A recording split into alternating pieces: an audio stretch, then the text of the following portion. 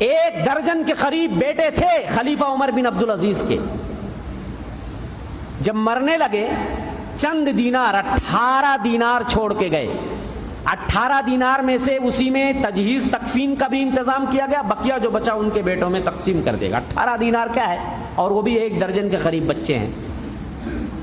خلیفہ عمر بن عبدالعزیز سے جب وہ بستر مرگ پہ تھے پوچھا گیا ماذا ترکت لاولادک, او خلیفہ وقت آپ اپنے بچوں کے لیے کیا چھوڑ کے جا رہے ہیں؟ کہنے لگے میں اپنے بچوں کے لیے اللہ کا ڈر چھوڑ کے جا رہا ہوں, اللہ کا تقوی چھوڑ کے جا رہا ہوں. اگر میرے بچے نیک ہوں گے تو اللہ کی عبادت کریں گے, اگر میرے بچے گنہگار ہوں گے, میرے بچے فاسق و فاجر نکل گئے, میں ان کے لیے ایسی دولت چھوڑ کے نہیں جانا چاہتا کہ میرے بعد, میرے مرنے کے بعد وہ اسی دولت کے نتیجے میں اللہ کی معصیت کریں, نافرمانی کریں اور مجھے بھی گنہگار کریں. ایسی دولت چھوڑ کے نہیں جاتا میں. کتنے لوگ حرام حلال کی تمیز نہیں کرتے اپنے بچوں کے لیے, پتہ چلا بچے کبھی بھول کر بھی مغفرت اور استغفار بھی نہیں ماں باپ کے حق میں کرتے ہیں, اور اسی دولت کے نتیجے میں گلچھڑے اڑاتے ہیں, حرام کاریوں میں خرچ کرتے ہیں, اور اپنے ماں باپ کو مرنے کے بعد بھی ان کے عذاب میں اضافے کا سبب بنتے ہیں.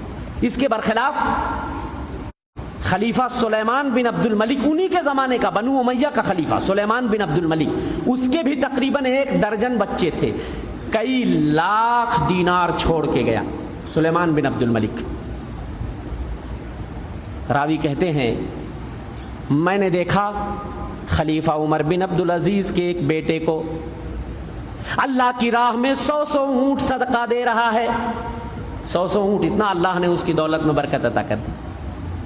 اور سلیمان بن عبد الملک جو کئی لاکھ کی پراپرٹی چھوڑ کے گئے تھے اپنے بچوں کے لیے, میں نے دیکھا کہ ان کا ایک بیٹا بازار میں بھیک مانگ رہا ہے, ایک بیٹا عمر بن عبدالعزیز کے بیٹے سے بھیک مانگ رہا, اس کے سامنے ہاتھ پھیلا رہا ہے. وہ لاکھوں کی پراپرٹی کہاں چلی گئی کچھ بھی نہ پتا چلا. میرے بھائی ہمیشہ ہمیشہ اپنے بچوں کے لیے دولت چھوڑ کے جاؤ یا نہ جاؤ, لیکن اپنے بچوں کو نیک بنا کر جاؤ. اگر تمہارا بچہ تمہارے مرنے کے بعد تمہارے حق میں استغفار کرے گا, اللہ جل شانہ اگر تم جنت میں ہو تو تمہارے درجے کو بلند کر دے گا, اور اگر تم اللہ نہ کرے اگر تم دوزخ میں ہو یا اگر تمہیں عذاب قبر ہو رہا ہے تو تمہارے عذاب قبر میں تخفیف ہو جائے گی. قبر میں اللہ روشنی پیدا کر دے گا, تمہاری قبر کو کشادہ کر دے گا, اگر تمہارے مرنے کے بعد تمہارا بیٹا تمہارے لیے استغفار کرے گا.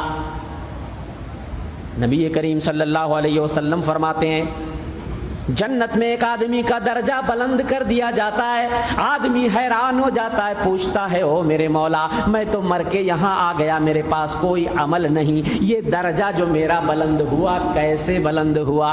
اللہ جل شانہ کہیں گے بے استغفار ولدک لکا, تیرا بیٹا دنیا میں تیرے لیے استغفار کر رہا ہے, مغفرت اور بخشش کی دعائیں مانگ رہا ہے, اس لیے میں نے تیرے درجے کو بلند کر دیا.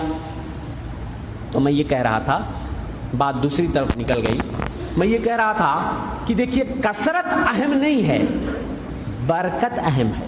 ٹھیک ہے آپ برکت کی دعا, کثرت کی دعا مانگیں, لیکن ساتھ ساتھ برکت کی بھی دعا مانگیں.